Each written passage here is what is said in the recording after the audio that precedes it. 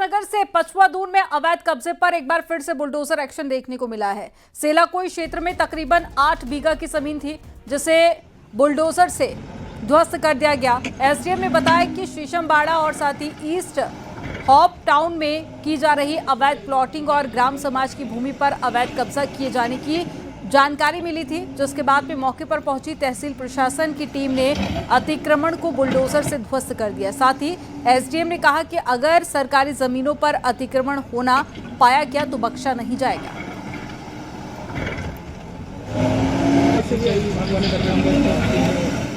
और हरियाणा के सीएम नायब सैनी ने रविवार को देहरादून में मुख्यमंत्री पुष्कर सिंह धामी से मुलाकात की। सीएम नायब सैनी ने उत्तराखंड में चल रहे ऑपरेशन कालनेमी की तारीफ की और उसे हरियाणा में भी चलाने की बात कही और कहा कि इस तरह के लोग अगर हरियाणा में उन पर कार्रवाई की जाएगी। वहीं उन्होंने कहा कि उत्तराखंड के लोकप्रिय मुख्यमंत्री पुष्कर सिंह धामी राज्य को विकास की राह पर ले जा रहे हैं। प्रकार के जो समाज के अंदर अव्यवस्था पैदा करते हैं और जो समाज को तोड़ने का काम करते हैं, ऐसे लोगों का समाज में स्थान नहीं होता है। उनके खिलाफ कार्रवाई करनी चाहिए और इस प्रकार के हमारे यहाँ भी अगर कोई व्यक्ति कुछ दिखाई देते हैं उनके खिलाफ सख्त कार्रवाई है। पुष्कर सिंह धामी जी को यहाँ के बहुत ही लोकप्रिय जो मुख्यमंत्री हैं, जो जन जन से जुड़े हुए हैं और जो उत्तराखंड को एक विकास की आदरणीय मोदी जी के नेतृत्व में दिशा देने का काम गति से कर रहे हैं। शनिवार को रुद्रपुर आए गृह मंत्री अमित शाह ने कांग्रेस को उसकी विकास विरोधी राजनीति के लिए कोसा तो बीजेपी के लिए 2027 चुनाव के लिए माहौल बना दिया। कांग्रेस का दावा है कि वो अगले चुनाव में दो हाथ करने की तैयारी कर रही है, तो बीजेपी के मुताबिक आईना दिखाने से कांग्रेस बिलबिला उठी है। आपको रिपोर्ट दिखाते हैं। तो आज मैं यहां आया हूं, मेरा पॉलिटिक्स करने का कोई इरादा नहीं था, परंतु ये कांग्रेस के लोग जो है वो किसी भी अच्छे काम में जैसे कोई दूध में नींबू निचोड़ देता है ना तो दूध फट जाएगा, इसी प्रकार से राजनीति करने के आदि। और मैं आज कांग्रेस के लोगों को कहना चाहता हूं, जब राज्य का भला होता है तो हवन में हड्डियां डालने का काम बंद करो, वरना जो थोड़े लोग बचे कुछे दिखाई पड़ते हो वो भी दूरबीन लेकर दिखाई नहीं पड़ोगे, पूरा साफ हो। उत्तराखंड में 2017 के बाद हुए विकास पर ये बयान गृह मंत्री अमित शाह ने दिया। रुद्रपुर में निवेश उत्सव में आए अमित शाह ने जहां धामी सरकार की तारीफ की तो वहीं 2027 चुनाव के लिए अभी से बीजेपी की पिच सेट कर दी और कांग्रेस पार्टी के कैरेक्टर को विकास विरोधी बताया। अमित शाह ने साफ किया कि कांग्रेस का यही रवैया और हाल रहा तो सदन में सवाल पूछने लायक भी कांग्रेस नहीं बचेगी। कांग्रेस के हाल पर सवाल उठे तो पूर्व सीएम हरीश रावत पार्टी की पैरोकारी के लिए आगे आए और दावा किया कि उत्तराखंड में बीजेपी का कांग्रेस से ही मुकाबला है, इसलिए 2027 में जवाब मिलेगा। तो बीजेपी ने गृह मंत्री की बात को कांग्रेस के लिए भविष्यवाणी बताया जो अगले चुनाव में पूरी होगी। नेता कुछ न कुछ टिप्पणी करते हैं और हम पर टिप्पणी नहीं करेंगे तो किस पर टिप्पणी करेंगे। यहाँ चैलेंजर कांग्रेस ही तो है, कांग्रेस ही तो भाजपा की प्रतिद्वंदी है। हम ही तो उनसे कह रहे हैं आओ मैदान में जल्दी, और तुमको पटकते हैं। सब व्याकुल है कांग्रेस के लोग, उनको पटकने के लिए भाजपा तो अमित। और कुल मिलाकर के कांग्रेस को विपक्ष में ही रहना है। तो हरीश रावत जी वो समझ चुके हैं, वो जानते भी हैं, बड़े राजनीतिक हैं और अच्छा बोलते हैं और अच्छे नेता रहे हैं उत्तराखंड के। उनको पता है कि हमको हमेशा विपक्ष में ही रहना है, इसलिए 27 में भी वो विपक्ष की तैयारी कर रहे हैं और अब जितनी सीटें उनकी इस समय मौजूद में हैं उतनी सीटें भी उनकी आने वाली नहीं है, ये मैं दावे के साथ कह रहा हूँ।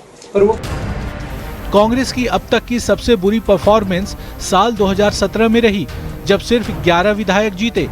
तब मुख्यमंत्री रहते हरीश रावत के नाम पर चुनाव हुआ था और अमित शाह पार्टी के राष्ट्रीय अध्यक्ष थे। वहां से कांग्रेस की जो गाड़ी पटरी से उतरी फिर वापस नहीं लौट पाई और अब कांग्रेस को हवन में हड्डी और दूध में नींबू डालने वाली पार्टी बताकर गृह मंत्री अमित शाह चुनाव से 1.5 साल पहले ही चुनावी सियासत को गरमा दिया है। दीपांकर भट्ट, न्यूज़ 18, देहरादून। उत्तराखंड की महिलाओं के खिलाफ अभद्र टिप्पणी करने वाले गीत को लेकर देहरादून में उबाल देखने को मिला, जिसमें पुलिस ने महिला की शिकायत पर आरोपी के खिलाफ मुकदमा दर्ज किया। दरअसल एक यूट्यूब चैनल के गायक पवन सेमवाल ने एक गीत जारी किया। महिलाओं का आरोप है कि गाने में महिलाओं के लिए अभद्र भाषा का प्रयोग किया गया, जिस पर नाराज महिलाओं ने कोतवाली पटेल नगर के बाहर विरोध प्रदर्शन किया और आरोपी की गिरफ्तारी की मांग की गई। वहीं जल्द गिरफ्तारी नहीं होने पर उग्र आंदोलन की बात कही है।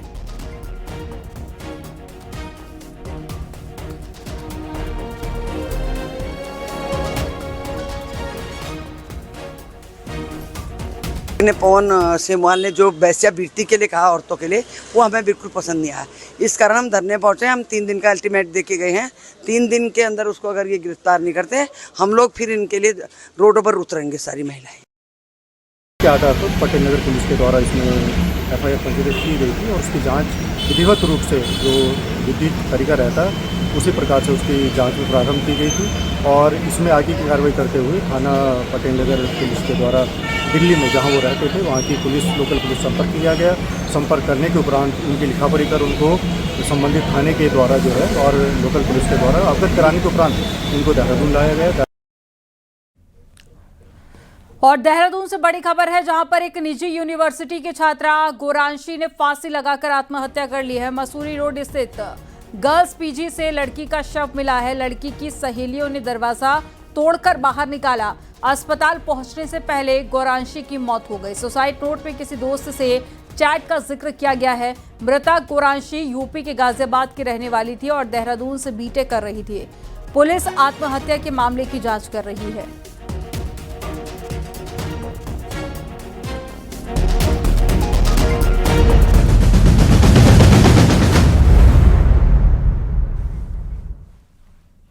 और चक्राता की कालसी क्षेत्र की जिला पंचायत सीट व्यास नहरी इन दिनों चर्चाओं का विषय बनी हुई है। यहां पर जहां एक तरफ कांग्रेस से अधिकृत प्रत्याशी बारू चौहान मैदान में है, तो वहीं दूसरी तरफ बीजेपी से अधिकृत प्रत्याशी सचिन चौहान मैदान में उतरे हुए हैं। दोनों ही प्रत्याशी चाचा और भतीजे हैं जो एक दूसरे को जमकर टक्कर दे रहे हैं। अब ऐसे में चाचा और भतीजे के बीच में ये जंग लोगों के लिए दिलचस्प बनी हुई है।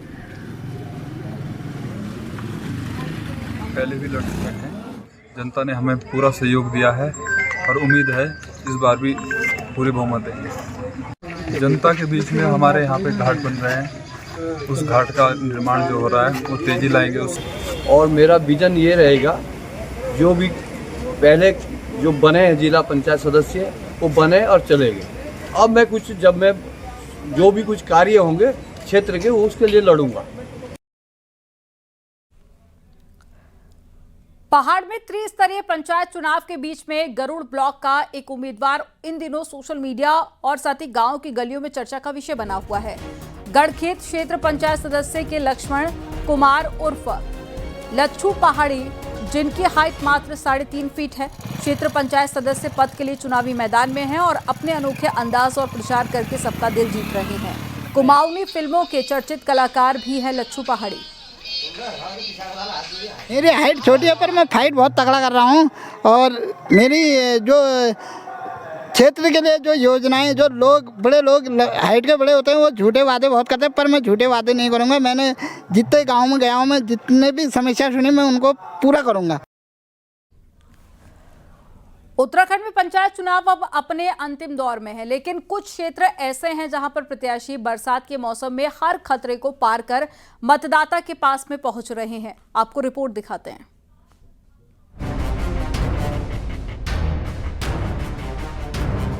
ये तस्वीरें मोरी प्रखंड के लिवाड़ी गांव की हैं, जहां स्थायी पुल नहीं होने की वजह से पंचायत चुनाव के उम्मीदवार जान जोखिम में डालकर आवाजाही कर रहे हैं। उत्तरकाशी में कई क्षेत्र ऐसे हैं जहां बारिश से कई सड़कें और रास्ते टूट चुके हैं। इसके साथ ही लैंडस्लाइड ने भी लोगों की मुसीबत को बढ़ा दिया है, जिसकी वजह से पंचायत चुनाव का प्रचार भी एक बड़ी चुनौती बना हुआ है। हम अभी छावनी छटूड़ी ग्राम सभा में प्रचार प्रसार के लिए जा रहे हैं, तो हम तो जगह जगह हमें बहुत सारी जगहों पर रास्ते सड़कें जो टूटी हुई मिल रही है, तो प्रशासन से अनुरोध है कि वो जनता की बातें सुने और समस्याओं को समझें। सबसे ज़्यादा परेशानी आपदा प्रभावित क्षेत्र में है, जहां सड़कों पर लैंडस्लाइड और टूटे पुलों से खतरनाक आवाजाही करने के लिए ग्रामीण और उम्मीदवार मजबूर हैं। यहाँ उजरी त्रिखली कुपड़ा, तो यहाँ से तो आप देख ही रहे हो पुल की क्या स्थिति है। हमें भी दिक्कत हो रही, लोगों को भी दिक्कत हो रही है। और जो रास्ता है, ये तो मेन रास्ता है, यहाँ का कुपड़ा त्रिखली गुनसाला हो गया। अभी तो थोड़ा सा बचाव है, आ जा रहे हैं लोग अपनी जान जोखिम में डाल के, लेकिन अगर यहाँ से जो रास्ता बचाव है थोड़ा, अगर ये भी चला जाए तो यहाँ पे जो लोगों को मुश्किलों का सामना होगा, राशन है, कई चीज़ें हैं। किसी मानसून में पंचायत चुनाव मुसीबत साबित हो रहा है। जान जोखिम में डालकर उम्मीदवार प्रचार करने पहुंच रहे हैं ताकि पंचायत की परीक्षा में वो पास हो सकें। न्यूज़ 18 के लिए उत्तरकाशी से बलबीर परमार की रिपोर्ट। उत्तराखंड के नीलकंठ महादेव कावड़ यात्रा मार्ग पर एक बड़ा हादसा टल गया, जब 33 श्रद्धालुओं का एक समूह घने जंगल में रास्ता भटक गया। घटना शुक्रवार रात करीब 10 बजे की है, जब हरियाणा, दिल्ली और साथ ही उत्तर प्रदेश से आए कावड़िए शॉर्टकट लेने के चक्कर में पुंडराशु गांव के पास में जंगल में भटक गए थे। वहीं सूचना मिलने पर मौके पर पहुंची पुलिस ने कावड़ियों का रेस्क्यू किया और सभी 33 श्रद्धालुओं को सुरक्षित जंगल से बाहर निकाला।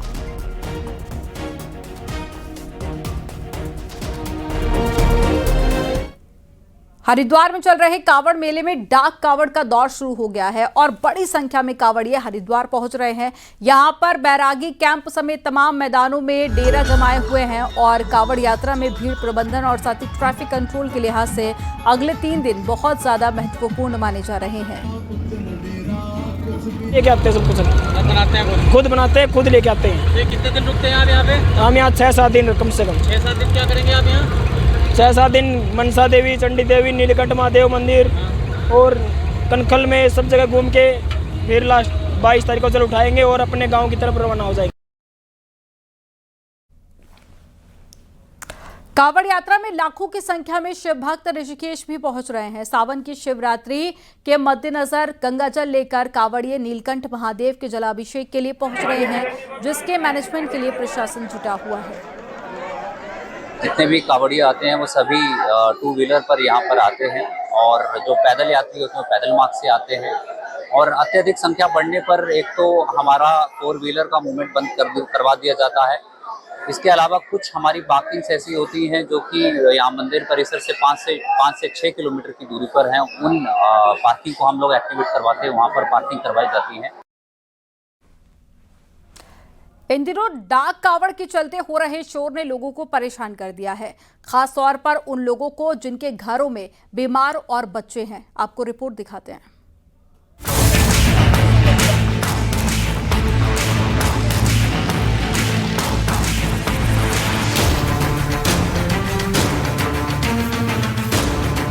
कावड़ यात्रा के लिए प्रशासन का बनाया गया प्लान धरा का धरा रह गया है। देहरादून से गुजरते हुए जो भी कांवड़ यात्री हरिद्वार का रुख कर रहे हैं, उसकी वजह से देहरादून के लोगों को बेहद परेशानी हो रही है। एक तो जाम में फंसना और दूसरा कांवड़ यात्रियों की वजह से होने वाली ध्वनि प्रदूषण से लोग बेहद परेशान हैं। ऊपर से जब इन कांवड़ियों से डीजे के शोर को लेकर पूछा गया तो उनका कहना है कि डीजे के चलते माहौल बना रहता है, जोश बना रहता है। हम 30 लोग आए हैं भेड़ेवाड़ा से, पोंटा साहिब में, पोंटा साहिब से डीजे लगाया है हमने। बजाते हुए मस्ती करते हुए? हाँ जी, हाँ जी मस्ती जी, इंतजाम पूरा करा हुआ डीजे का।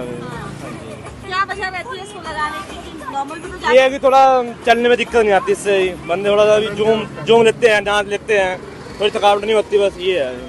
नहीं, थोड़ी बहुत तो प्रॉब्लम है ही सबको, आवाज़ इनकी नॉर्मल रहे, ये एंजॉय करते हुए जाएं, पर इससे अगल बगल और लोगों को दिक्कत ना हो। जो इतनी आवाज़ होती है, किसी को अपनी दुकान में भी बात नहीं कर पाते, आसपास कोई जा रहा है बात करना चाह रहा है, जब तक ये गाड़ी ना जाए तो बात ही नहीं होती है। 24 घंटे पहले देहरादून टोल प्लाजा पर कावड़ियों के इसी शोर के चलते एक हाथी बेकाबू हो गया था। यानी न सिर्फ इंसान बल्कि जानवर भी कावड़ियों के हुड़दंग के चलते परेशान है। न्यूज़ 18 के लिए देहरादून से भारती चकलानी ने आज की रिपोर्ट।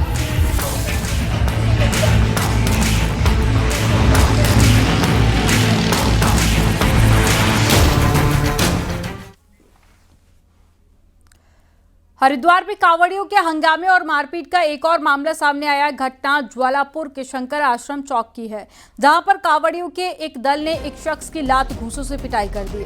बताया जा रहा है कि युवक की बाइक कांवड़ से टच हो गई थी, जिसके बाद में उग्र हुए कांवड़ियों ने युवक की जमकर धुनाई कर दी। घटना का वीडियो भी सोशल मीडिया पर वायरल हो रहा है। पुलिस घटना की जांच कर रही है।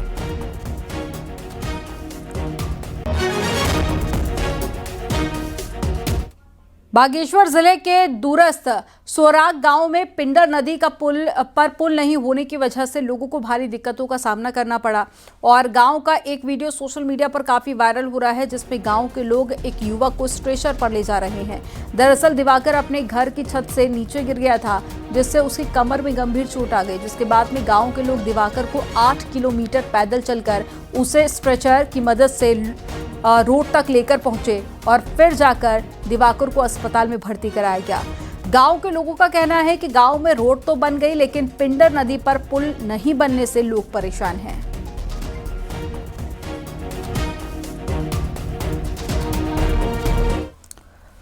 उत्तराखंड में बीते 5 सालों में 318 महिलाओं के शव बरामद हुए, लेकिन 231 शव आज भी गुमनाम हैं, जिनका ना तो कोई नाम है और ना ही कोई रिश्तेदार है और ना ही पुलिस इन केसों की सही से जांच कर पाई। पुलिस सिर्फ 87 महिलाओं की पहचान कर पाई है, बाकी सब मामले फाइलों में केस बनकर रह गए हैं और ये वो महिलाएं हैं जिनके लिए जनता में शोर हुआ और ना ही सिस्टम में कोई हलचल देखने को मिली। पुलिस की इन्वेस्टिगेशन में भी ये सिर्फ नंबर बनकर रह गई।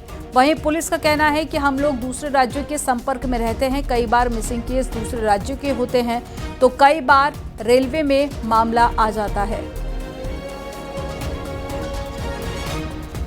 अगर 318 में से केवल 87 ही निकले हैं तो अगर माना ये फाइल डंपिंग उसमें जारी है तो दोबारा से रिवाइव होनी चाहिए। इतनी प्रगति की दौड़ में चल रहे हैं, अभी सीसी कैमरेज हैं, फोन है, तो हम लोगों का केवल मेंटलिटी ये हो गई कि हमको जो सबूत मिलेंगे वो सीसी कैमरे से मिल जाएंगे या हमको फ़ोन से कहीं मिल जाएगा। मतलब बदलता दौर है, हमको एडवांस भी होना है, लेकिन ये नहीं कि आसमान में उड़ने के चक्कर में धरती से अपने कदम उठाने, ये बहुत ज़रूरी है। So we have to be very vigilant कि फिजिकल लेवल पे जो काम होते थे या पुलिस का जो मेन काम था उस पर फोकस करना ज़रूरी है, बजाय अच्छा जैसे ट्रैफिक पुलिस है या इवन जो ये होता है ना जो और पुलिस महकमे के इक्विवेलेंट होते हैं, होम गार्ड्स हैं। और चलिए अब देखते हैं पहाड़ टॉप 10। रुद्रप्रयाग के चौपटा गढ़ीधार सड़क पर एक गाड़ी खाई में गिर गई। हादसे में एक यात्री घायल हो गया, जबकि दूसरे की तलाश जारी है। चमोली हेमकुंड साहिब की यात्रा पर निकले श्रद्धालुओं की खाई में गिरने से गाड़ी मौत हो गई है। पुलिस से लगभग 2 किलोमीटर आगे पैदल मार्ग पर अचानक रास्ता भटक जाने के कारण वो गहरी खाई में जा गिरे थे। रुड़की के मंगलौर में एक पिता ने अपनी बेटी को पुल से गंग नहर धक्का दे दिया और नदी में डूबने से लड़की की मौत हो गई। बेटी के प्रेम प्रसंग से नाराज था पिता, आरोपी को पुलिस ने पकड़ा। नैनीताल में हनुमान मंदिर के पास में 5 महीने का भ्रूण मिला है। सफाई अभियान के तहत मिले इस भ्रूण के बाद इलाके में हड़कंप मच गया। ये भ्रूण सफाई टैंक के पास में मिला। देहरादून में पुलिस ने शातिर वाहन चोर गैंग का पर्दाफाश किया है और 5 आरोपी गिरफ्तार किए गए। चोरी की स्कूटी और बाइक समेत दर्जनों वाहन पार्ट्स भी बरामद किए गए। रामनगर के पंपापुरी क्षेत्र में वन विभाग द्वारा बनाई गई पार्क की सुरक्षा को लेकर स्थानीय लोगों ने प्रदर्शन किया। 24 जुलाई को पंचायत चुनाव के पहले चरण की वोटिंग है। बीजेपी विधायक मदन कौशिक का कहना है कि बीजेपी समर्थित प्रत्याशी पंचायत चुनाव में भारी मतों से जीत हासिल करेगी। उत्तरकाशी में तेज बारिश के कारण यमुनोत्री धाम सहित कई गांवों में बिजली लाइन क्षतिग्रस्त हो गई। बिजली विभाग के कर्मचारी जान जोखिम में डालकर लाइन ठीक कर रहे हैं।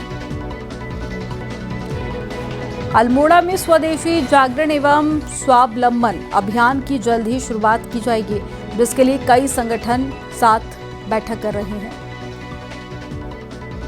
चंपावत के सिमल्टा में अब ग्रामीण होम स्टे की ओर रुख करने लगे हैं। दीनदयाल होम स्टे योजना से ग्रामीण पर्यटन को बढ़ावा मिल रहा है।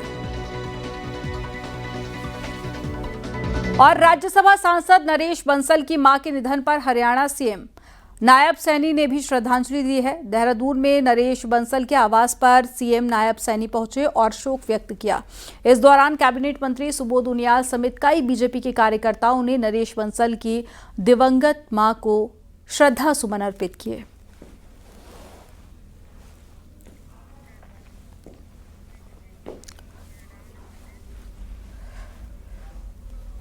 कोटद्वार में इन दिनों यात्री शेड चर्चा का विषय बना हुआ है। दरअसल सिंबल चौड़ के अनुसूचित जाति बाहुल्य क्षेत्र में विधायक निधि से सड़क किनारे 4,50,000 की लागत से यात्री शेड का निर्माण होना था, लेकिन यात्री शेड का निर्माण तो हुआ ही नहीं, लेकिन उस जगह पर यात्री शेड का सिर्फ बोर्ड लगा दिया गया, जबकि यात्री शेड का कुछ अता पता नहीं है।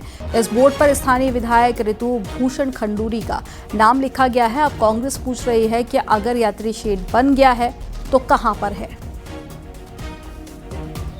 बोर्ड लगाने में सबसे आगे हैं और कहीं पर यात्री शेड नहीं है। अब 2023-24 का ये बोर्ड लगा हुआ है, तो ये 1.5 साल में यात्री शेड कहां गया, ये बना है कि नहीं बना है, सबसे बड़ा सोचने में। कोटद्वार में इन दिनों यात्री शेड को लेकर चर्चा काफी तेज हो चुकी है। वो इसलिए भी है क्योंकि जिस बोर्ड को मैं आपको दिखाने जा रहा हूँ, इस बोर्ड में लिखा हुआ है विधायक निधि से सिंबल चौड़ कोटद्वार में अनुसूचित जाति बहुल्य क्षेत्र में यात्री शेड का निर्माण किया गया।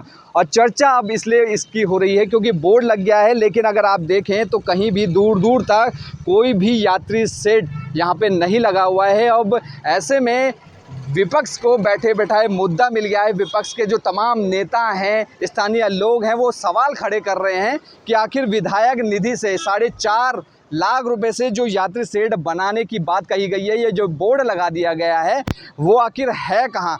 जो कार्यदायी संस्था है RWD की ओर से साफ कहा गया है कि अभी तक कोई यात्री शेड नहीं बनाया है, यानी कि साफ है कि ये बोर्ड लगा दिया गया सिर्फ इसलिए ताकि जो धनराशि है वो निकाली जा सके, वो मिल जाए, लेकिन यात्री शेड कहीं नहीं है। ऐसे में साफ तौर पर विधायक निधि में एक बड़े घोटाले की बात सामने आ रही है और अब ये जांच का विषय बना हुआ है। अनुपम भारद्वाज, न्यूज़ 18 कोटद्वार। अखिलेश यादव के गांव सैफई में बन रहे केदारनाथ की तरह बन रहे मंदिर का विरोध तेज हो गया है। तीर्थ पुरोहितों का कहना है कि हिमालय तीर्थ स्थल केदारनाथ धाम की पवित्रता और धार्मिक मान्यता को ठेस पहुंचाने का काम किया जा रहा है। वहीं पुरोहितों ने आंदोलन की बात भी की है। मंदिर बन रहा है, मुझे लगता है ये कुत्सित प्रयास है कि जो केदारनाथ धाम की प्रतिकृति बना करके और इस धाम की महिमा को और के लिए दुष्प्रयास किया जा रहा है। इसलिए मैं इसकी भर्त्सना करता हूं कि और साथ ही सभी से आग्रह करता हूं पुनः एक बार कि सभी लोग और इसका पुरजोर विरोध करें। हमारे धर्मावलंबी यूपी सैफाली गांव के अंदर जो केदारनाथ जी का मंदिर बनने जा रहा है, उसका हम पुरजोर विरोध करते हैं और संपूर्ण बद्रीश पंडा पंचायत उसका विरोध करती है, संपूर्ण उत्तराखंड विरोध करती है। और मैं अभी सरकार से भी, उत्तराखंड सरकार से भी निवेदन करना चाहता हूं, वो इस चीज का विरोध करें, सख्त विरोध करें और इस मंदिर को बनने से रोकें। कैलाश मानसरोवर की यात्रा पर गया पहला दल भारत वापस लौट आया। पूरे 5 साल के इंतजार के बाद भी ये पहला मौका है जब तीर्थ यात्रियों के लिए भोले के घर का रास्ता खुला है।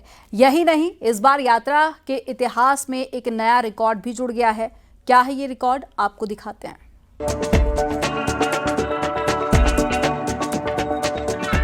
45 सदस्यों का पहला दल कैलाश पर्वत और मानसरोवर झील के दर्शनों के बाद भारत लौट आया है। 2019 के बाद ये पहला दल है जिसे चाइना में मौजूद हिंदुओं की आस्था के प्रतीक तक जाने का मौका मिला है। चीन में पहले दल ने पवित्र कैलाश के साथ ही मानसरोवर झील की पूजा भी की। यही नहीं, आध्यात्म की धरती में इस दल ने वो सब कुछ महसूस किया जो किसी भी श्रद्धालु की पहली दरकार रहती है। आज हम लोग एक दिन में टकला से दारचूला पहुंच रहे हैं। ये एक ऐतिहासिक मूवमेंट है जो कि BRO का जो समय से उन्होंने रोड कंप्लीट किया है, उसके चलते ये संभव पाया है। एक दिन में ये रास्ता तय करना पहली बार हो रहा है। तीर्थ यात्रियों के लिए कैलाश पर्वत और मानसरोवर झील के दर्शन करना जितना यादगार रहा, उससे कहीं ज्यादा रोमांचित वापसी के सफर ने किया। ये पहला मौका रहा जब मानसरोवर यात्री एक ही दिन में चीन से भारत की धरती पर बिना रुके पहुंचे हैं। एक अभूतपूर्व है कि तकलाकोट से हम सुबह चले थे और लगभग 11 घंटे की जर्नी पे आज हम दार्चुला में पहुंचे हैं। ये दिखाता है कि इंफ्रास्ट्रक्चर के क्षेत्र में भारत सरकार के द्वारा पिछले कुछ वर्षों में अभूतपूर्व प्रगति की है। कैलाश मानसरोवर यात्रा के इतिहास में ये पहला दल है जो सिर्फ एक दिन में चीन के तकलाकोट से भारत के धारचूला पहुंचा है। एक दौर में इस सफर को तय करने में हफ्ते भर से अधिक का समय लगता था, लेकिन लिपुलेख दर्रे तक रोड पहुंचने के बाद अब सफर सिर्फ 11 घंटे में पूरा हो रहा है। बीआरओ ने हायर हिमालय तक रोड पहुंचाकर जहां मानसरोवर यात्रियों का सफर काफी आसान बनाया है, वहीं अब ये यात्रा बहुत हद तक सुरक्षित भी हो गई है। बीआरओ ने 2020 में लिपुलेख दर्रे तक रोड पहुंचा दी थी, जिसके बाद चीन और नेपाल के स्ट्राई जंक्शन में काफी कुछ बदल गया है। रोड कनेक्टिविटी ने जहां दुनिया की सबसे दुर्गम पैदल मानसरोवर यात्रा को रोमांचित सफर में तब्दील कर दिया है, वहीं पर्यटन की कई राहें भी खोली हैं। न्यूज़ 18 के लिए पिथौरागढ़ से विजय वर्धन उप्रेती की रिपोर्ट।